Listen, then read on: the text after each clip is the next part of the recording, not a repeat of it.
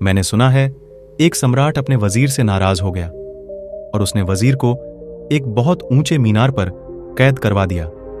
उस मीनार से कूदने के सिवाय और कोई बचने का उपाय न था, लेकिन वहां से कूदना मरने के समान ही था, क्योंकि मीनार बड़ी ऊंची थी।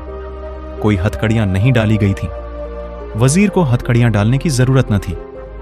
वह मीनार के ऊपर कैद था। सीढ़ियों पर सख्त पहरा था। सीढ़ियों से आ नहीं सकता था। हर सीढ़ी पर सैनिक था। द्वारों पर कई द्वार थे, द्वारों पर ताले पड़े थे, मगर उसे खुला छोड़ दिया था। मीनार पर जब सब रो रहे थे, प्रियजन उसे विदा दे रहे थे, उसकी पत्नी ने कहा, हम इतने रो रहे हैं और तुम इतने शांत हो, बात क्या है? उसने कहा, फिक्र न कर, अगर तू एक रेशम का पतला धागा भी मुझ तक पहुंचा देगी तो बस मैं निकल आऊंगा। ऐसा कहकर वजीर तो चला गया, कैद हो गया।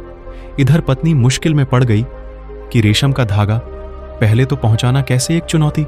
सैकड़ों फीट ऊंची मीनार थी, उस पर रेशम का धागा पहुंचाना कैसे? और फिर यह भी सोच सोच परेशान थी कि रेशम का धागा पहुंच भी जाए, समझो किसी तरह, तो रेशम के धागे से कोई आज तक भाग पाया है। उसकी पत्नी बहुत सोच विचार में पड़ गई। कुछ उपाय न सूझा तो वह गांव में के बुद्धिमानों की खोज करने लगी। एक फकीर ने कहा कि इसमें कुछ खास मामला नहीं है। भृंग नाम का एक कीड़ा होता है, उसको तू पकड़ ला, उसकी मूंछ पर शहद लगा दे और भृंग की पूंछ में पतला धागा बांध दे रेशम का। उसकी पत्नी ने कहा, फिर क्या होगा? फकीर ने कहा, भृंग को मीनार पर छोड़ दे, अपनी मूंछ पर शहद की गंध पाकर वह आगे बढ़ता जाएगा। वह मिलने वाली तो है नहीं, गंध मिलती रहेगी, शहद मिलेगा तो नहीं, क्योंकि वह तो उसकी मूंछ पर है। तो वह हटता जाएगा और भृंग सीधा जाता है। वह रुकता नहीं जब तक वह खोज न ले जहां से सुगंध आ रही है। जब तक वह खोज न ले, रुकता नहीं। तू फिक्र मत कर, वह ऊपर पहुंच जाएगा।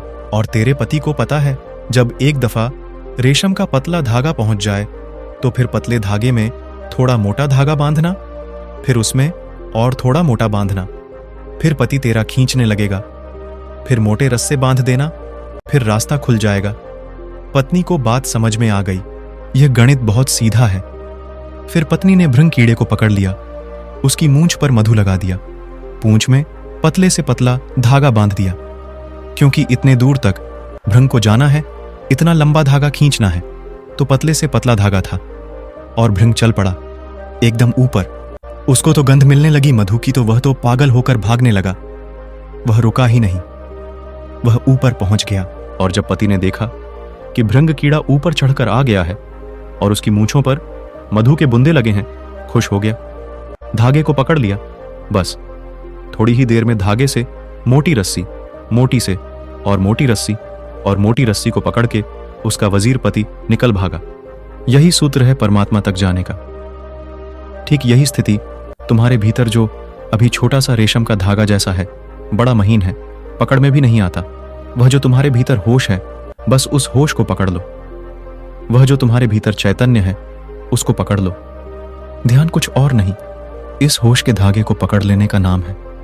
फिर इसको पकड़कर तुम चल पड़ो। जिस दिशा से यह आ रहा है, उसी दिशा में मुक्ति है, उसी दिशा में परमात्मा है।